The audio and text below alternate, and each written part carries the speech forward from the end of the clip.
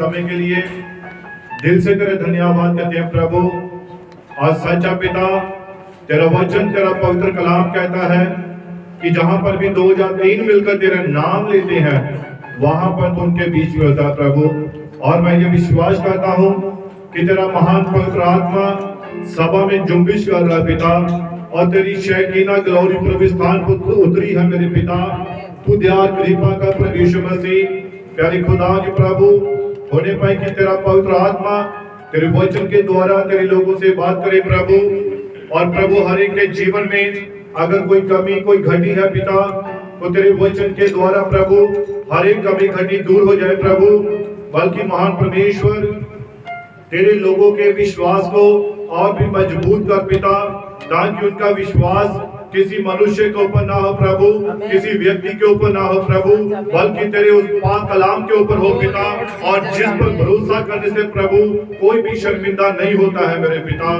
तू दया कृपा कर, मदद कर, सहायता कर पिता। सारी महिमा सारा आदर तुझे ही देता हूं पिता। इस प्रार्थना को सुन कबूल कर, प्रार्थना मसीह यीशु नासरी के नाम से मांगते हैं, आमीन आमीन। आप सभी बैठ सकते हैं। Hallelujah hallelujah. सभी आनंदित हैं। और किस किस ने आज पवित्र आत्मा की हजूरी को महसूस किया? जब प्रस्तुति हो रही थी, जब खुदा की आराधना हो रही थी, तब किस किस ने महसूस किया कि वाकई पवित्र आत्मा हमारे बीच में है? Hallelujah hallelujah. आवाज सही है भाई? चोपड़ा ठीक है आवाज? कोई भारी, तीखी या कोई ऐसी आवाज? Hallelujah hallelujah. और मेरी आवाज के साथ आपकी आवाज मिलनी चाहिए। जब मैं हालेलुया बोलूं तो आपने भी, और जब मैं आमीन बोलूं तो आपने भी आमीन बोलना है। हालेलुया। ताकि हमारा संपर्क जो है एक दूसरे से बना रहे। अब किसी और व्यक्ति के साथ संपर्क नहीं बनाना है। समझ गए ना मैं क्या कह रहा हूँ? आमीन। हमें नींद वाले आत्मा से संपर्क नहीं करना है। हमें अब सीधा सीधा वचन के द्वारा उसके साथ संपर्क करना है। हालेलुया। और परमेश्वर नबी कहता है सबसे बड़ी बात किसमें धनी है? दया में धनी, दया में धनी है। हालेलुया। और नबी कहता है अगर जगत में, संसार में अगर कोई चीज है, सबसे बड़ा जो अगर हथियार है, वो जानते कौन सा हथियार है? वो प्रेम है। God bless you. सबसे बड़ा हथियार प्रेम है, जिसके द्वारा हम किसी को भी जीत सकते हैं। हालेलुया।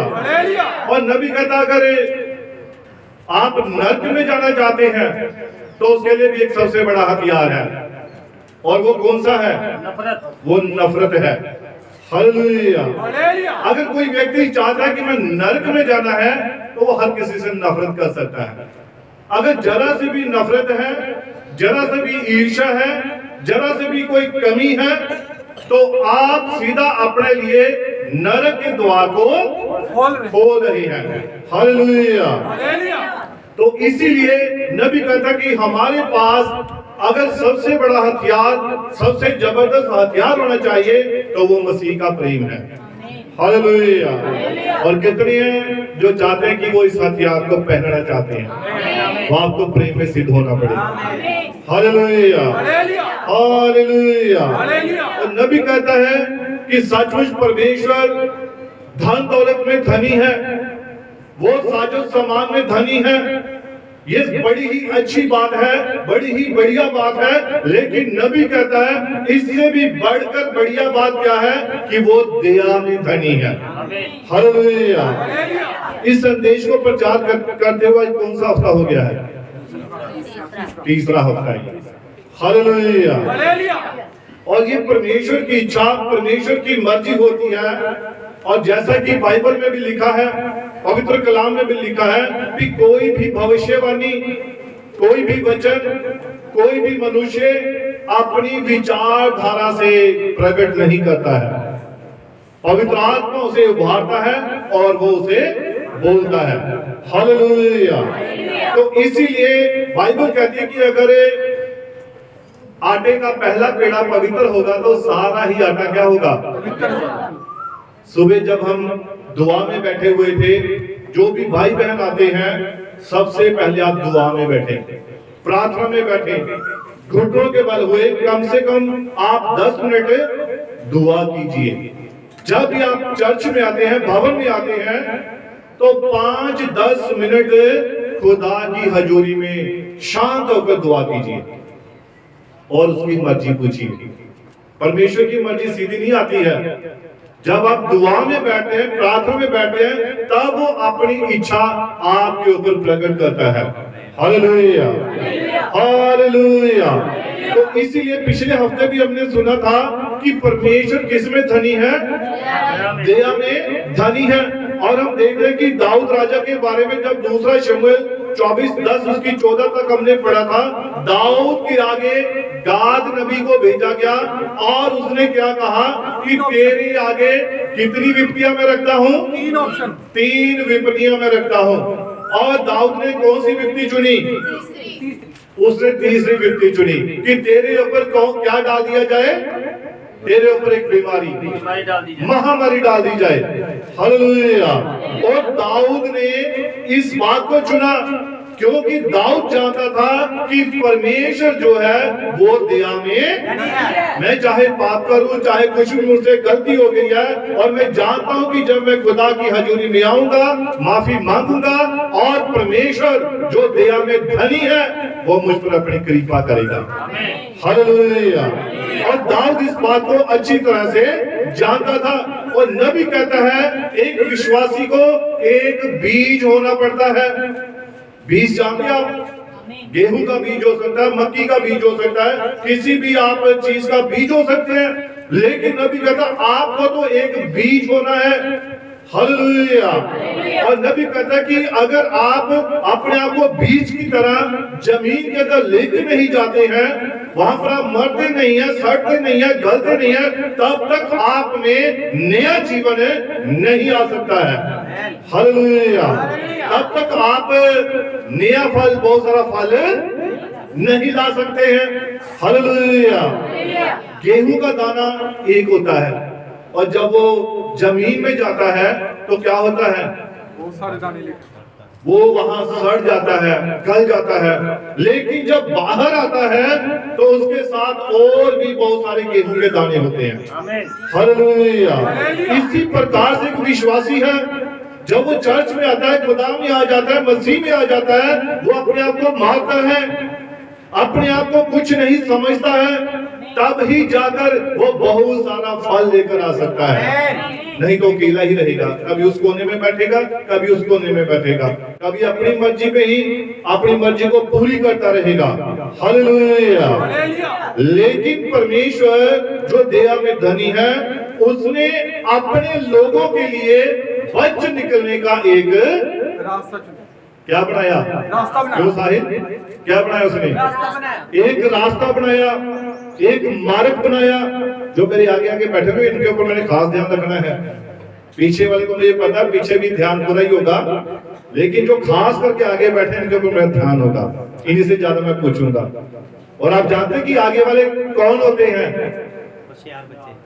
वो हाँ, आज वैसे तो मैंने प्रचार इसी बात को लेकर करना था, आत्मिक परिपक्वता, कि आप आत्मा में अभी तक बड़े हुए हैं या अभी तक बच्चे ही हैं। लेकिन खुदा ने प्रेरणा दी कि अभी पहले उस संदेश को पूरा करें, तब हम आगे को बढ़ेंगे। हालेलुया। जो आगे बैठे होते हैं, आप जानते हैं जो गेहूं के भारे दाने होते हैं, है ना, वो कहाँ होते हैं? स्वामी के पैरों में। वो स्वामी के चरणों में होते हैं, कदमों में होते हैं, और हम सभी क्या है? खुदा के चरणों में हैं। आमीन। हालेलुया। अब ये नहीं कि स्वामी मैं हूं, मैं तो एक साधारण व्यक्ति हूं। हम सभी गेहूं के दाने हैं। हालेलुया। और हम प्रभु यीशु मसीह के चरणों के आगे हैं। हालेलुया। और जो हल्के दाने होते हैं वो कहाँ होते हैं? वो सबसे पीछे बैठे होते हैं।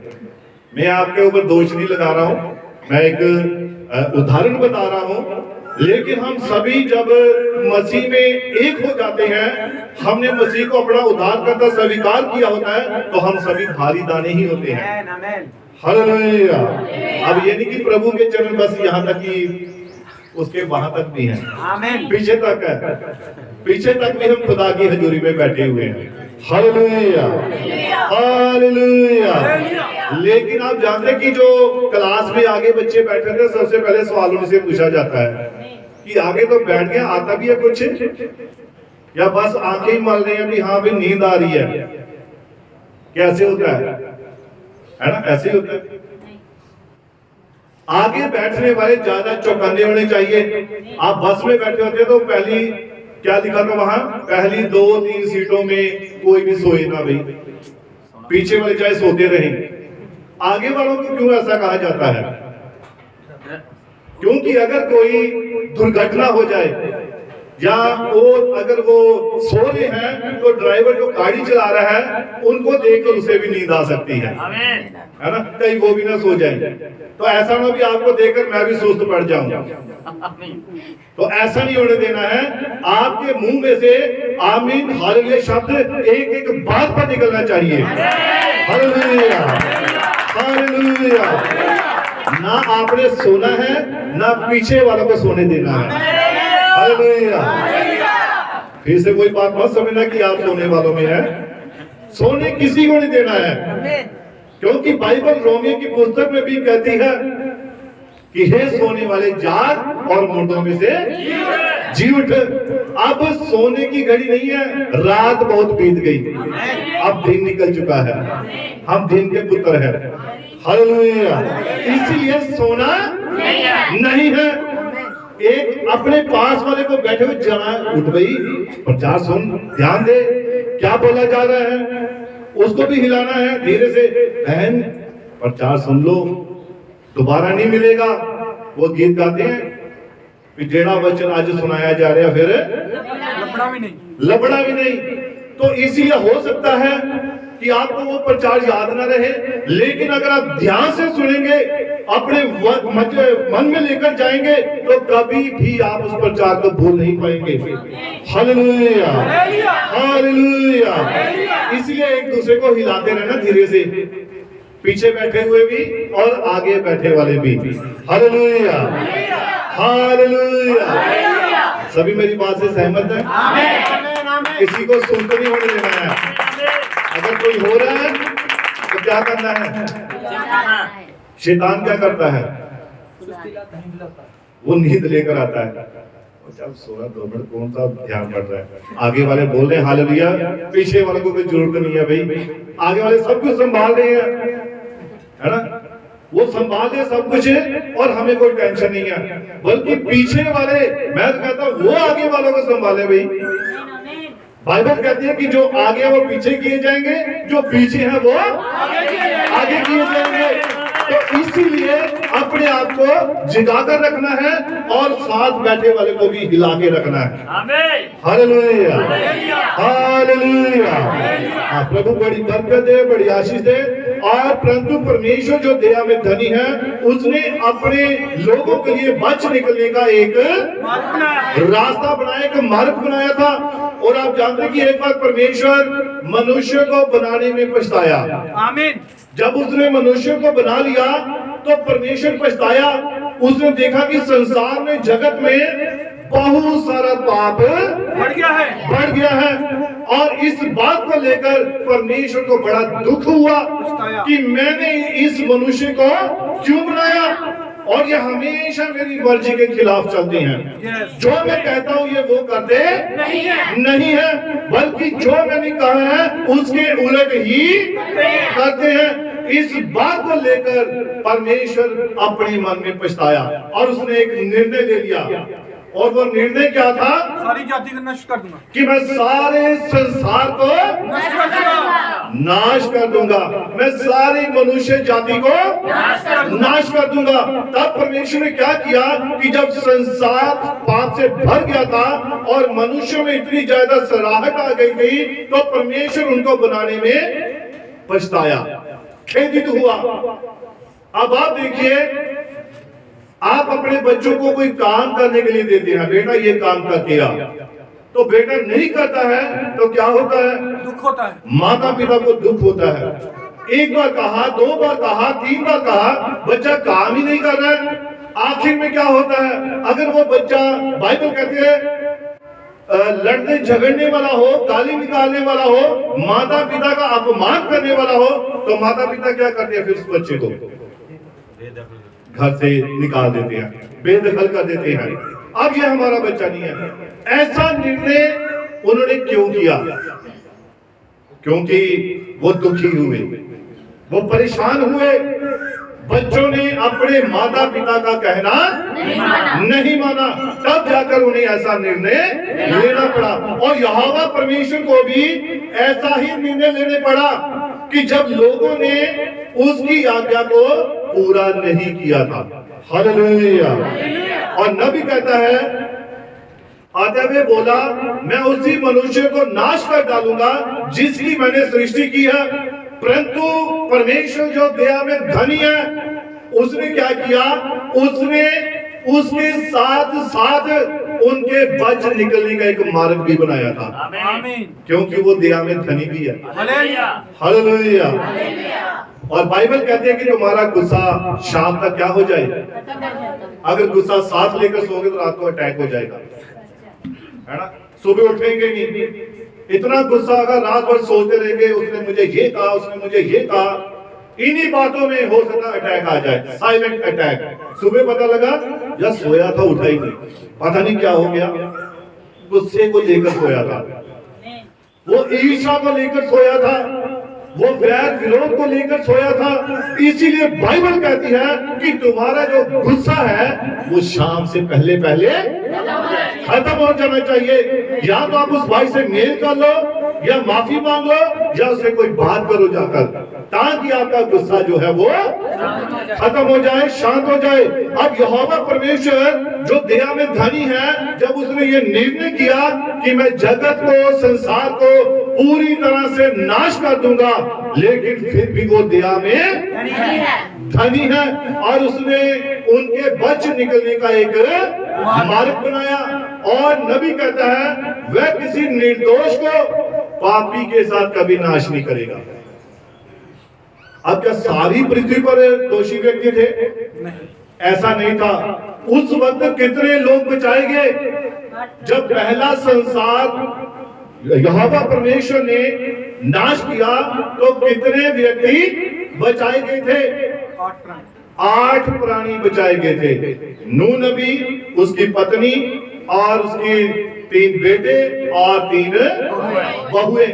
ये 8 प्राणी जो थे, यही सिर्फ परमेश्वर की निगाह में धर्मी ठहरे थे। Hallelujah, hallelujah. अब परमेश्वर धर्मी को पापी के साथ कभी नष्ट, तो फिर उसको कैसे नष्ट कर सकता था? इसीलिए परमेश्वर ने क्या किया?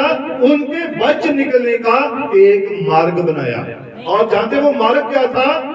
वो मार्ग एक किश्ती थी, एक नाव थी, एक पानी वाला जहाज था। और परमेश्वर ने नूह नबी से कहा कि तू क्या करे? मेरे सामने इन सारी मनुष्य जाति को नाश करने का मैंने क्या किया है? निर्णय लिया है। Hallelujah, hallelujah. और नबी कहता कि जो उस मार्ग में आना चाहते थे, उनके लिए परमेश्वर ने दया का एक मार्ग बनाया और नूह से कहा कि तू एक किश्ती बना। हालेलुया। और ये किश्ती ही बच निकलने का मार्ग थी। अब पानी में कौन सी चीज बचाएगी? पत्थर तो बचा नहीं सकते थे, पहाड़ बचा नहीं सकते थे, कोई मकान बचा नहीं सकता था, क्योंकि बाइबल कहती है कि जो पृथ्वी थी ऊंचे ऊंचे पहाड़ों के समेत पानी में डूब चुकी थी। अब पानी के ऊपर क्या तैरने वाला था? एक किश्ती ही तैर सकती है, जो यहोवा परमेश्वर ने बच निकलने का एक मार्ग बनाया था। हालेलुया। और इसको हम थोड़ा पढ़ते हैं, उत्पत्ति की पुस्तक 6 उसकी 13 आयत। पुराने नियम में सबसे पहली किताब है ये। तब परमेश्वर ने नूह से कहा, और तब परमेश्वर ने नूह से कहा, सब प्राणियों के अंत करने का प्रश्न मेरे सामने आ गया है। और परमेश्वर ने नूह से क्या कहा कि सब प्राणियों के अंत करने का प्रश्न मेरे सामने आ गया। हाँ जी पढ़िए। क्योंकि उनके कारण पृथ्वी उपद्रव से भर गई है। क्योंकि उनके कारण सारी पृथ्वी जो है दुष्टता से भर गई है। हाँ जी पढ़िए। इसीलिए मैं उनको पृथ्वी समेत नष्ट कर डालूंगा। और इसीलिए मैं उनको पृथ्वी समेत क्या कर डालूंगा? नष्ट कर डालूंगा। पीछे वाले का क्या कर डालेगा परमेश्वर? किनको? उन लोगों को जिनको परमेश्वर ने बनाया था, जो उसकी आज्ञा से फिर गए थे, बाहर हो गए थे, उनको परमेश्वर नष्ट करने के लिए उसने क्या किया? उसने एक निर्णय किया था। हाँ जी पढ़िए। इसीलिए तू गोपेर वृक्ष की लकड़ी का एक जहाज बना ले। और इसीलिए परमेश्वर ने नूह नबी से कहा तू गोपेर नामक लकड़ी से क्या कर? एक जहाज बना ले, एक किश्ती बना ले। हाँ जी पढ़िए। उसमें कोठरियां बनाना। और उसमें क्या बनाना? कोठरियां बनाना। हाँ जी। और भीतर बाहर उस पर रार डालना। हाँ जी पढ़िए। रार लगाना। इस ढंग से तू उसको बनाना। जहाज की लंबाई 300 हाथ। और परमेश्वर यहोवा ने नूह नबी को उस जहाज की लंबाई चौड़ाई सब कुछ बताया कि इतना बड़ा जहाज बनाना है जिसकी लंबाई इतनी हो, जिसकी चौड़ाई इतनी हो, और जिसके अंदर कोठरियां बनी हो, और जिसमें सब प्रकार के जानवर जोड़ा जोड़ा करके उसमें रख लेना। हालेलुया। और लिखा कि जब परमेश्वर ने उनको बना लिया और उसने बारिश को ले आया, तब क्या हुआ? हम उत्पत्ति 7 उसकी 17 और 20 तक पढ़ते हैं। पृथ्वी पर 40 दिन तक जल प्रलय होता रहा। और धरती के ऊपर, पृथ्वी के ऊपर कितने दिन तक बारिश होती रही? 40 दिन और रात बारिश लगातार होती रही। आज अगर 4 दिन 2 दिन लगातार 1 घंटा बारिश हो तो मैं जलमग्न हो जाता है ना, नदियों में बाढ़ें आ जाती हैं। तो उस वक्त परमेश्वर ने 40 दिन और 40 रात बारिश को बरसा दिया। हाँ जी पढ़िए। और पानी बहुत बढ़ ही गया। और पानी बहुत बढ़ गया, जिससे जहाज ऊपर को उठने लगा। और जिससे क्या हुआ? जहाज जो नूह की किश्ती थी वो पानी के ऊपर उठने लगी। हाँ जी पढ़िए। और वह पृथ्वी पर से ऊंचा उठ गया। हाँ जी पढ़िए। जल बढ़ते बढ़ते पृथ्वी पर बहुत ही बढ़ गया। हाँ जी पढ़िए। और जहाज जल के ऊपर ऊपर तैरता रहा। हाँ जी पढ़िए। जल पृथ्वी पर अत्यंत बढ़ गया। हाँ जी। यहाँ तक कि सारी धरती पर जितने बड़े बड़े पहाड़ थे, और यहाँ तक कि पृथ्वी पर जितने भी बड़े बड़े पहाड़ थे, घमंडी व्यक्ति, ये वो पहाड़ है जिनके पास बड़ी धन दौलत थी, जो अपने बड़े घमंड में फूले हुए थे कि हमें कोई हरा नहीं सकता, हमें कोई कुछ कर नहीं सकता। ये वो पहाड़ थे, बड़े बड़े ऊंचे मजबूत पहाड़। लोग अगर इस व्यक्ति से कोई पंगा नहीं ले सकता है ना, ये तो बड़ा अमीर है भाई, सारा प्रशासन इसके साथ है, पुलिस इसके हाथ में, इसके साथ कोई पंगा नहीं ले सकता। ये बड़ा मजबूत पहाड़ है भाई। और बाइबल कहती है जितने भी पृथ्वी में मजबूत पहाड़ थे वो सब डूब गए। हालेलुया। हाँ जी पढ़िए। सब डूब गए। हाँ जी। जल 15 हाथ और ऊपर बढ़ गया। और जल पृथ्वी के ऊपर उन पहाड़ों से भी 15 हाथ यानी कि 22 फुट तक और ऊपर चला गया। और जैसा कि पिछली बार में मैंने पूछा था, सबसे ऊंची चोटी माउंट एवरेस्ट है। कितनी है इसकी लंबाई?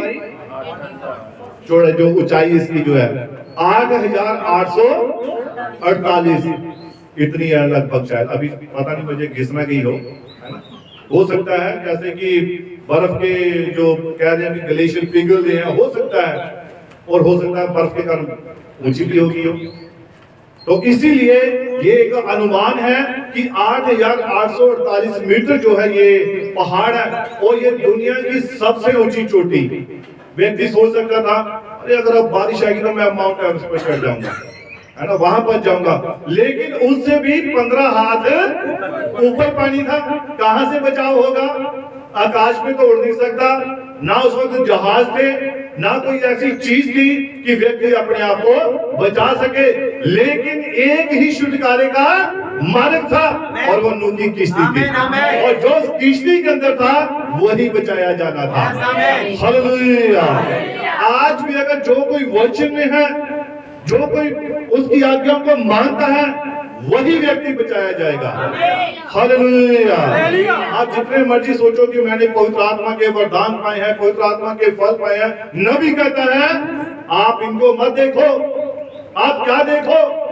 आप उस व्यक्ति का कैरेक्टर देखो, उस व्यक्ति के जीवन को देखो, उसकी बातचीत को देखो कि क्या वो वचन के अनुसार है, तब उसके वरदानों का फायदा है। नहीं तो जादू टोना तो दूसरे भी कर लेते हैं।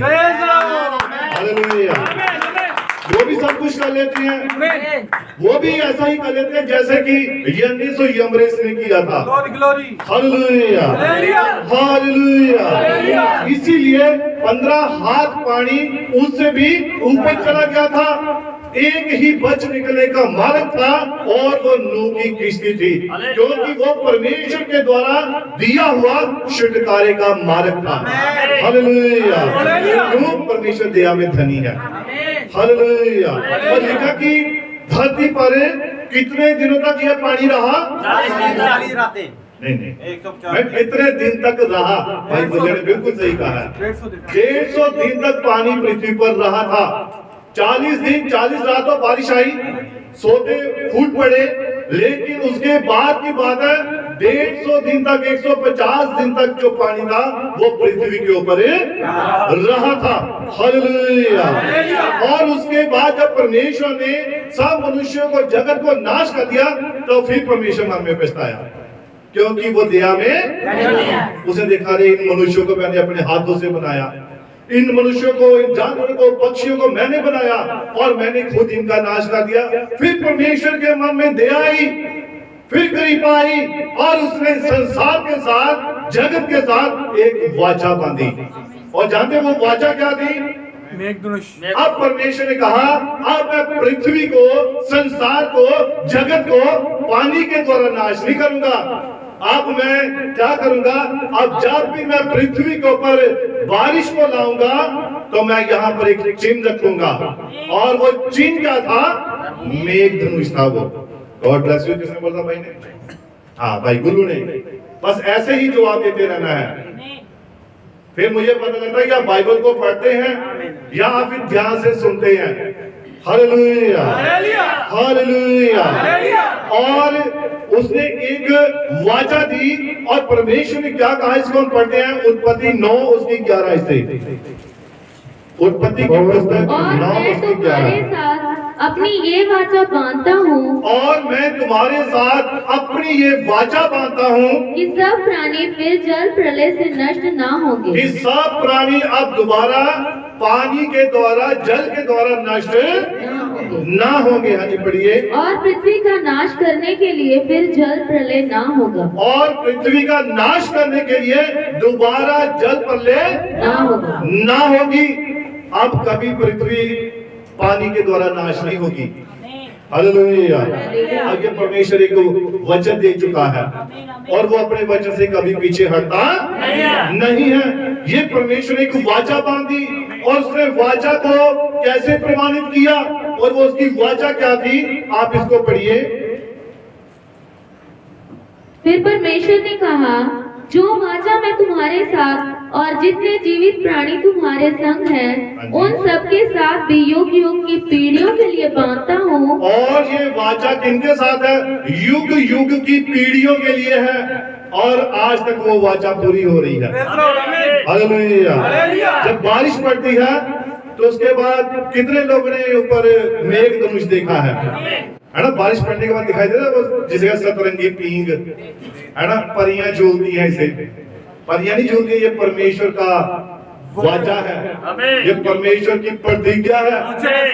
उसने अपने लोगों के साथ ये वाचा बांधी है कि जब जब मैं पृथ्वी के ऊपर बारिश को लाऊंगा, तो मैं इसे, तब मुझे याद आएगा, मैं बादलों के ऊपर अपने इस मेघधनुष को देखूंगा, और मुझे याद आएगा कि मैं अब धरती को पानी के द्वारा नाश नहीं करूंगा।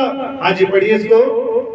मैंने बादल में उसका ये चिन्ह है, मैंने बादल में अपना धनुष रखा है। और मैंने बादल में क्या रखा है? धनुष रखा। अपना धनुष रखा है जी, पढ़िए।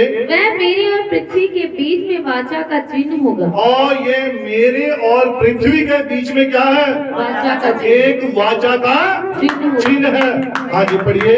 और जब मैं पृथ्वी पर बादल फैलाऊं, और जब मैं पृथ्वी पर बादल फैलाऊं, तब बादल में धनुष दिखाई देगा। तब बादल में क्या दिखाई देगा? धनुष दिखाई देगा जी, पढ़िए। तब मेरी जो वाचा तुम्हारे और सब जीवित शरीरधारी प्राणियों के साथ बंधी है, हाँ जी। उसको मैं स्मरण करूंगा। और तब मैं उस वाचा को स्मरण करूंगा, याद करूंगा कि मैंने अब बारिश की है, तो जब वो धनुष में देखूंगा तो मुझे अपनी वाचा याद आएगी। अब लोग बहुत सारे विचार बनाते हैं, ये फलाना बारिश लेकर आ रहा है, ये फलाने का धनुष है भाई, ये फलाने का युद्ध करने के लिए। ऐसा कुछ नहीं है, सिर्फ बाइबल ही एक सच्ची किताब है। वो गीत गाते हैं भाई, सुनील गा रहे थे ना, बाइबल पर की कोई भी किताब मैं दुनिया में नहीं देखी, और ये 101% सच्ची बात है। बाइबल ये परमेश्वर के जो शब्द हैं, ये लिखती रूप में हमारे पास है। Hallelujah, hallelujah. और नबी कहता है, और ये एक छुटकारे का चिन्ह था। बारिश के बाद जो चिन्ह दिखाई देता है, यहोवा जिसे स्मरण करता है, और ये दिखाता है कि परमेश्वर दया में धनी है, और उसने हमारे लिए एक छुटकारे का मार्ग बनाया। और नबी कहता है, परंतु लोगों ने उस दया के मार्ग को क्या किया? ठुकरा दिया था। जब नूह ने प्रचार किया कि बच जाओ, अपने पापों को, अपनी गलतियों को मानो, पश्चाताप करो और किश्ती में आ जाओ, लेकिन लोगों ने ठुकरा दिया। हालेलुया। आज भी बहुत सारे लोग संदेश को ठुकरा रहे हैं, वो वचन को ठुकरा रहे हैं, वो सुनना नहीं चाहते हैं, और नबी के कानों की खुजली के कारण। जब उन्हें बैप्टिज्म के बारे में बताएं कि बपतिस्मा किसके नाम में है? प्रभु यीशु मसीह के नाम में है, हमारी पापों की क्षमा, खुजलियों की काम नहीं। नहीं, मत्ती में तो हमने पढ़ा, वहां तो लिखा पिता पुत्र पवित्र आत्मा के नाम से है। कोई कहेगा नहीं यहोवा विटनेस के नाम से है, कोई कहेगा नहीं मोमबत्ती के साथ है, और बहुत सारी ऐसे और भी बातें हैं। तब कानों में खुजली होने लग पड़ती है। लेकिन एक सच्चा विश्वासी वचन को सुनता है और मानता भी है, और पूरा भी करता है। Hallelujah, hallelujah.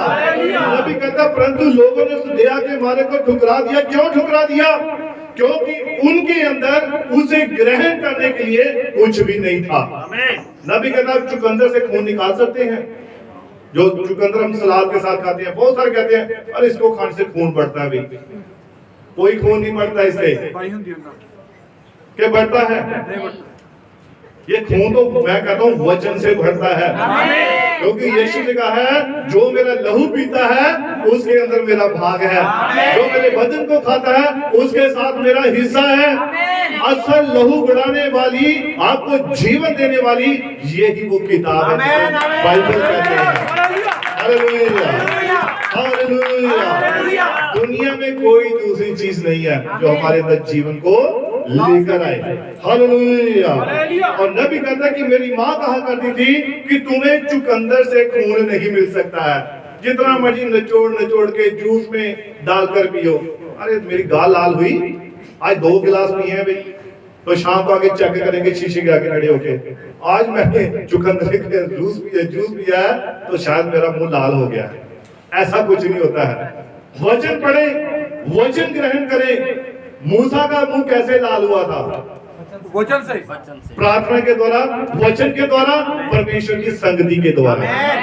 और 40 दिन 40 रात वो खुदा की संगति में रहा, और जब वो नीचे आया तो उसके चेहरे से किरणें निकल रही थी। ये असली जूस जो है पीना चाहिए हमें। Hallelujah, hallelujah. इसीलिए अगर किसी को नींद आ रही है, आप देखिए नजदीक में ध्यान दिए, उसको हिला दीजिए। Hallelujah, hallelujah.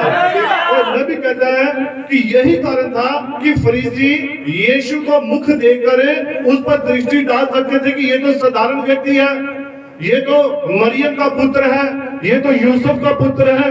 हालेलुया। और मैं उसे बालजबूल कह सकते थे, क्योंकि उनके अंदर उसे ग्रहण करने की कोई भी ऐसी चीज कि उसे ग्रहण करे, उनके अंदर ऐसा कुछ था ही नहीं। हालेलुया। और यीशु मसीह ने कहा कि जितनों को पिता ने मुझे दिया है वो सब मेरे पास आएंगे। आमीन। ऐसे कोई भी नहीं आ सकता है। भीड़ हो सकती है, बुलावा सभी को है, लेकिन चुने हुए थोड़े होते हैं। Hallelujah, hallelujah. और प्रभु यीशु मसीह आपको आशीष देने, बरकत देने में, चंगाई देने में धनी है, क्योंकि वो हमारा महान परमेश्वर है। वो सब कुछ कर सकता है और उसके लिए कोई भी काम असंभव नहीं है। हालेलुया। और यीशु मसीह ही एकमात्र चंगा करने वाला परमेश्वर मार्ग है, वही एक मार्ग है और कोई दूसरा मार्ग नहीं है। बहुत सारे कहते हैं कि आप उस जगह पे जाइए, आपको चंगाई सिर्फ वहीं से मिलेगी। आप उस पास्टर से दुआ करवाइए, आप उसी से चंगे होंगे। कोई दूसरा मार्ग नहीं है, एक ही मार्ग है, वो यीशु मसीह है। आप यीशु मसीह के नाम में आइए, कोई भी बीमारी आपके सामने टिक नहीं सकेगी। आप यीशु मसीह के नाम में आइए, कोई भी रोग आपके अंदर खड़ा नहीं रह सकेगा। हालेलुया। आप यीशु मसीह के नाम में आइए, आपकी चंगाई तैयार है। आमीन। मेरे नाम से दुआ करके देखिए, मेरे ख्याल से ये पर्दा भी नहीं लेगा, जितना मर्जी बोलते रहो। अरे विकास के नाम से ये पर्दा हिल जाए, कुछ नहीं होगा। पर जब यीशु का नाम लिया तो पर्दा फट भी गया था। हालेलुया। और यही वो पर्दा है जो आज लोगों की आंखों पर पड़ा हुआ है। आज इस पर्दे को हटाने की जरूरत है। और वो पर्दा कौन सा है? अविश्वास का पर्दा है। हालेलुया। नबी कहता है कोई स्थान आपको चंगा नहीं कर सकता है, कोई पास्टर, कोई पानी, कोई तेल आपको चंगा नहीं कर सकता है। सिर्फ एक ही चीज है, वो यीशु मसीह का नाम है। Hallelujah, hallelujah. नबी कहता है मूसा और फिरौन की ओर ध्यान दीजिए। मूसा जो कि एक परमेश्वर का नबी था, परमेश्वर का चुना हुआ एक जन था, और फिरौन जो नकलची था। हालेलुया। उसने क्या नकल की? उसके पास भी सेना थी, मूसा के पास भी इजरायली सेना थी। उसके पास इजरायली लोग थे। और नबी कहता है फिरौन के पास भी वो सेना थी, वह भी मूसा के समान अंदर जा सकता है। दोनों एक से दिखाई देते थे, पर दोनों को ही नाश हो जाना चाहिए था। समुद्र के अंदर दोनों को ही नाश हो जाना चाहिए था। परंतु परमेश्वर जो दया में धनी है, उसने इब्रानी लोगों को क्या किया? उनके लिए बच निकलने का मार्ग बनाया हुआ था। वो मार्ग उन्हीं के लिए था, वो दूसरों के लिए नहीं था। फिरौन उसकी सेना के लिए नहीं था, लेकिन वो जो मार्ग था, वो जो परमेश्वर ने रास्ता बनाया था, उस लाल सागर को दो भाग कर दिया था, वो इजरायली लोगों के लिए था। हालेलुया। उसके चुने हुए लोगों के लिए। लेकिन नाश तो फिर दोनों को होना चाहिए था। उसके पास भी सेना थी, उसके पास भी सेना थी, देखने में दोनों एक जैसे थे। हालेलुया। लेकिन नाश कौन हुआ? फिरौन उसकी सेना समेत नाश हो गया, क्योंकि वो रास्ता उनके लिए नहीं था। अगर होता तो वो भी बच निकलते। Hallelujah, hallelujah. और ऐसा क्यों हुआ? नबी कहता वो क्यों बचे? इजरायली लोग क्यों बचे? इब्रानी लोग क्यों बचाएंगे? नबी कहता है क्योंकि उन्होंने वचन को पूरा किया था, उन्होंने आज्ञा को माना था। जो जो आज्ञा उनको दी गई थी, उन्होंने उस आज्ञा के अनुसार अपने जीवन को गुजारा था। हालेलुया। जैसा कि पहला शमूएल 15 उसकी 22 में लिखा है, जल्दी से इसको निकालेंगे। पहला शमूएल 15 उसकी 22, और इसे मैं पढ़ता हूँ। क्या यहोवा होम बलियों और मेल बलियों से उतना प्रसन्न होता है जितना कि अपनी बात के माने जाने से प्रसन्न होता है? Hallelujah, hallelujah. आगे लिखा, सुन, मानना तो बलि चढ़ाने से और कान लगाना मेढ़ों की चर्बी से भी उत्तम है। आप अगर वचन को सुन ही लेते हैं ग्रहण कर लेते हैं, उसके अनुसार चलते हैं, आगे को पूरा करते हैं, तो ये बच निकलने का मार्ग सिर्फ आपके लिए है। Hallelujah, hallelujah. नबी कहता है कि अनुग्रह पाने का सिर्फ एक ही तरीका है, और वो तरीका क्या है कि आप उसकी आज्ञा को पूरा करें। आमीन। तो परमेश्वर का अनुग्रह आपके लिए खुद ब खुद आ जाएगा। Hallelujah, hallelujah. नबी कहता है कि परमेश्वर ने छुटकारे का मार्ग बनाया, और जो दया से भरपूर था, जो कृपा से भरपूर था, उस महान परमेश्वर ने अपने लोगों के लिए एक छुटकारे का मार्ग बनाया, और वो मार्ग प्रभु यीशु मसीह था। हालेलुया। आप उन 3 इब्रानी पुरुषों को देखिए, उनके लिए परमेश्वर दया में धनी था। उनके लिए परमेश्वर एक छुटकारे का मार्ग बनाया। जब उनको आग की भट्टी में डाला गया, तब उनको बचाने के लिए यहोवा परमेश्वर आप ही उनके बीच में उतर आए। नबी को किसी ने सवाल किया कि भाई विलियम, क्या जो उन 3 पुरुषों के साथ चौथा पुरुष था, क्या वो दानियल था? क्या वही था? नहीं। क्योंकि वो समय का भविष्य देखता था, और उन्होंने इसके बारे में सवाल पूछा। नबी ने कहा नहीं, वो नहीं था, वो तो चौथा पुरुष परमेश्वर के पुत्र के समान दिखाई देता था, और वो प्रभु यीशु मसीह था। हालेलुया। क्योंकि परमेश्वर अपने लोगों के लिए दया में धनी है। फिर इससे कोई मतलब नहीं है कि आप चाहे आग में ही क्यों ना हो, परमेश्वर आपको आग में भी जाने देता है। क्यों जाने देता है? ताकि परमेश्वर ये बता सके कि मैं तुमको आग में भी बचाने की सामर्थ रखता हूँ। हालेलुया। परमेश्वर ने दाऊद को शेरों के गुफा में जाने दिया। चाहता तो रोक सकता था, चाहता तो उसे वो वहां जाने से पहले ही उसका सब प्रबंध कर सकता था, लेकिन परमेश्वर ने दाऊद को उस घूरने में जाने के लिए क्यों दिया? क्योंकि परमेश्वर शेरों के मुंह बंद कर सकता है। Hallelujah, hallelujah. आप उस 12 साल की रोगी औरत को देखिए, उसके लिए परमेश्वर दया में धनी था। उसके लिए एक मार्ग था, और वो मार्ग प्रभु यीशु मसीह था। और जब बहुत सारी भीड़ थी, कोई रास्ता नहीं था, तब क्या हुआ? उस औरत ने कैसे यीशु मसीह को छुआ था? उसने भीड़ को चीरते हुए निकली थी। उसने अपने लिए उस मार्ग को पहचाना। उसने देखा मेरे लिए वो मार्ग यीशु मसीह है। उसने भीड़ की परवाह नहीं की, उसने आदमियों की परवाह नहीं की, उसने किसी भी व्यक्ति की परवाह नहीं की, क्योंकि उसे अपना मार्ग दिखाई दे रहा था, और उसे यीशु मसीह दिखाई दे रहा था। हालेलुया। और उसने उन पुरुषों के बीच में से निकलते हुए उसने क्या किया? जाकर यीशु मसीह के पल्ले को छू लिया, और जैसे ही छुआ तो क्या हुआ? उसके लिए दया आ गई, उसके लिए कृपा आ गई, उसका जो छुटकारे का मार्ग था उसके लिए प्रकट हो गया, और उसकी सारी बीमारी दूर हो गई थी, उसकी सारी बीमारी चली गई थी। हालेलुया। 38 वर्ष का जो रोगी व्यक्ति था, उसके लिए यीशु मसीह दया का मार्ग था, दया से भरपूर था, और वो 38 सालों से वहीं पर पड़ा हुआ था। किसी ने भी उस पर दया नहीं की, किसी और दूसरे उस पर कृपा नहीं की, किसी को भी उस पर तरस नहीं आया।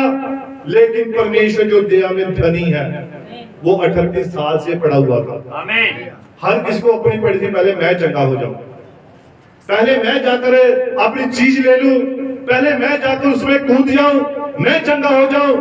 उस व्यक्ति की किसी को भी फिक्र नहीं थी, क्योंकि वो परमेश्वर के समान नहीं थे, वो यहोवा की आज्ञा के अनुसार नहीं थे। लेकिन यहोवा परमेश्वर ने अपने पुत्र को भेजा, प्रभु यीशु मसीह को भेजा, जो दया में धनी था, और उसने क्या किया?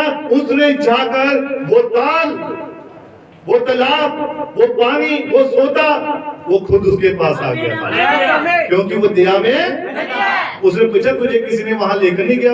क्या करूं भाई प्रभु, जब भी दूत आते हैं पानी को हिलाते हैं तो मेरी जाने से पहले कोई दूसरा उसमें चला जाता कूद जाता है, चला जाता है, और कोई ऐसा नहीं है जो मुझे वहां तक ले जाए। लेकिन यीशु दया में धनी था, उसने उस पर दया की, कृपा की, और वो खुद उसके पास आ गया और उसने कहा उठ और क्या करे, चल फिर अपनी चारपाई को उठा और चला जा। और ये दया का मार्ग था, ये कृपा थी। लेकिन नबी कहता ये ऐसे नहीं यीशु मसीह के पास आ गया था। वो जब पड़ा होता था तो वो दुआ करता रहता था, प्रार्थना करता रहता था। उसने दुआ करनी नहीं छोड़ी, उसने प्रार्थना करनी नहीं छोड़ी। अब ऐसा नहीं कि हम भी कोई बात नहीं, चर्च जाने की कोई जरूरत नहीं है, घर में बाइबल पढ़ लेते हैं, घर में हम दुआ कर लेते हैं, कोई फायदा नहीं है। हालेलुया। और आपको तो मसीह के पास आना होता है, तब मसीह आपके पास आएगा। तुम मेरी ओर फिरो तब मैं तुम्हारी ओर फिरूंगा। Hallelujah, hallelujah. 18 साल से जो कुबड़ी औरत थी, उसके लिए यीशु मसीह दया का मार्ग था, धनी था, छुटकारे का मार्ग था। हालेलुया। और 18 साल से कैसे वो जाती होगी, काम करती होगी, है ना, कितनी उसकी प्रॉब्लम होगी, है ना, जिसको कुबड़ पड़ा हुआ हो उसको, है ना, तो कितनी मुश्किल थी। लेकिन परमेश्वर जो दया में धनी है, उसने क्या किया, वो उसके पास गया। ये भी तो अब्राहम की बेटी है, इसे भी चंगाई की जरूरत है।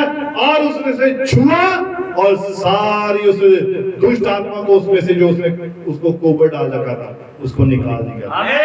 हालेलुया। और गिरासेनिया वाले व्यक्ति को देखिए, उसके ऊपर किसी ने दया नहीं की, कोई कृपा नहीं की, सब उससे नफरत करते थे, उससे डरते थे, क्योंकि उस व्यक्ति को किससे बांध के रखते थे, जंजीरों से, सांकलों से बांध के रखते थे। और लिखा इतना प्रचंड था कि वो उनको भी तोड़ देता था। तो ऐसे व्यक्ति के पास कौन जाएगा, कि जाएगा कोई? Hallelujah, hallelujah. लेकिन एक ही व्यक्ति था जो दया से भरपूर था, जो कृपा से भरपूर था, और वो प्रभु यीशु मसीह था। जब उसके पास गया, हे प्रभु तू मेरे पास क्या करने आ गया है, तू समय से पहले मुझे दुख देने आ गया है, उसके चरणों में गिर पड़ा। तो यीशु मसीह ने डांटा, इसमें से निकल जा। उसी वक्त छोड़ के चली गई। और कितनी उसमें दुष्ट आत्माएं थी, कितनी दुष्ट आत्माएं थी? 2000 दुष्ट आत्माएं थी उसमें। हालेलुया। और उसका नाम क्या था? लश्कर, सेना। तो ये एक व्यक्ति में इतनी बड़ी सेना हो सकती है। अभी आप सोच लीजिए, जो इतनी ढीठ होते हैं, कहना नहीं मानते हैं, अपनी जिद पे अड़े रहते हैं, समझे उस सेना को कुछ भाग हो सकता है। तो इसीलिए परमेश्वर जो दया में धनी है, आप उसके आगे घुटनों के बल होइए, आप दुआ कीजिए, प्रार्थना कीजिए, तब वो आपके लिए छुटकारे का मार्ग तैयार करेगा। Hallelujah, hallelujah. वो जो अधरंगी व्यक्ति था, उसके ऊपर उसके दोस्तों ने तरस खाया, है ना, 4 दोस्त थे उसके, उसे उठाकर लेकर के चारपाई के समेत। और यीशु मसीह कहां पर बैठा हुआ था? भीड़ के बीच में। वो एक झोंपड़ी में, एक भीड़ के बीच में, उस घर में बैठा था जिसके चारों तरफ भीड़ ही भीड़ थी। और लिखा है कि उनका विश्वास था कि अगर इस व्यक्ति को यीशु मसीह के पास ले जाएंगे तो ये अवश्य ही चंगा हो जाएगा। हालेलुया। और वो उस व्यक्ति को जो अधरंगी था, यीशु मसीह के पास ले गए और चारपाई के समेत ही उठाकर ले गए। आज इतनी मेहनत कोई करेगा किसी के लिए? प्यार से चल पड़ा रहने तो पास में जाके फोन पे दुआ करा देंगे, छत तोड़ के ना प्यार से ना, फिर फोन पे दुआ करवा देते हैं। क्या इसके लिए मेहनत करनी, सारी रात क्या दुआ करनी? लेकिन उनका विश्वास कैसा था? वो उसके प्रति ईमानदार थे, वो खुदा के वचन को जानते थे, परमेश्वर का डर रखते थे, उसका भय मानते थे। उन्होंने उसके लिए मेहनत की, उस व्यक्ति के लिए मेहनत की। उन्हें उसे चारपाई के समेत उठाकर लेकर गए। और कैसे? वो जो झोंपड़ी थी उसकी खपराइल छत को हटा दिया। अब इतनी ऊपर देखो कैसे चढ़ाया होगा, उस वक्त तो मेरे ख्याल से इतने बड़ी शायद पक्कियां सीढ़ियां भी नहीं होंगी, तो रस्सियों से बांध कर ऊपर चढ़ाया, है ना? और लिखा कि रस्सियों के साथ उन्होंने नीचे उतार भी दिया। और यीशु मसीह ने उस अधरंगी के उस विश्वास से नहीं चंगा किया, उन चारों के विश्वास से चंगा किया था। Hallelujah, hallelujah. और उसने उन चारों का विश्वास देखा कि इनके प्रति, इसके मन के प्रति, इस व्यक्ति के लिए इतनी दया है, इतनी कृपा है, इन्होंने इतनी मेहनत की, तब यीशु से चंगा किया था। हालेलुया। आज हमारे मन में भी अपने भाई बहनों के लिए बड़ी दया होनी चाहिए, कृपा होनी चाहिए। आज अगर हमारी नबी कहते हैं कि जिम्मेवारी है, अगर मैं बचा हूं तो मैं अपने घराने को भी बचाऊं, मैं अपने पड़ोसियों को भी बचाऊं, मैं अपने रिश्तेदारों को भी बचाऊं, मैं उन्हें भी संदेश बताऊं, उन्हें भी अपनी गवाही दूं, उनको भी परमेश्वर का वचन बताऊं, तब जाकर हमारी ये जिम्मेवारी पूरी होती है। हालेलुया। या आप खुद बच जाए और घर में बैठ जाए, ऐसे हो सकता है? मान लीजिए परिवार में एक मेंबर है, मान लीजिए पत्नी वो विश्वास में बहुत ज्यादा है या पति विश्वास में ज्यादा है, तो अकेला पति बच गया, वो स्वर्ग में बैठ गया, तो उसकी पत्नी बच्चे वहां नरक में हो, तो कैसा लगेगा? अच्छा लगेगा? यहाँ पर हम अपने बच्चों को अगर छोटी सी लाल चींटी भी काट ले तो हम कहते हो डॉक्टर के पास लेके चलो, इंजेक्शन लगवाना है। तो वो बच्चों को उस चींटी से ज्यादा मैं कहता हूँ आप वचन सुनाइए, उन बच्चों को बाइबल की शिक्षा दीजिए, उन्हें वचन के अनुसार जीवन जीने के लिए उन्हें प्रेरणा दीजिए, उन्हें कहीं बाइबल पढ़ो। नया नियम अब कितने पढ़ना शुरू किया है, खुदा बरकत दे। अब तो काफी आप खड़े हो गए हैं, सच्ची में पढ़ रहे हैं ना? प्रभु बरकत दे, आशीष दे। और नया नियम जरूर पढ़ना है आप सभी ने। Hallelujah, hallelujah. और देखिए आप कि दाऊद के लिए परमेश्वर ने एक छुटकारे का मार्ग बनाया, वो उनके लिए एक दया का मार्ग था। और आप देखिए कि मेरे लिए भी यीशु से छुटकारे का मार्ग बनाया, आपके लिए भी छुटकारे का मार्ग बनाया, हम सभी के लिए उसने यीशु मसीह के रूप में एक छुटकारे का मार्ग बना रखा है। और जो कोई भी इस मार्ग में आएगा वो अनंत जीवन में प्रवेश करेगा। Hallelujah, hallelujah. इसीलिए यहोवा परमेश्वर दया से भरपूर है, कृपा से भरपूर है, और लिखा गुस्से में धीरज करने वाला, पर दया से भरपूर है।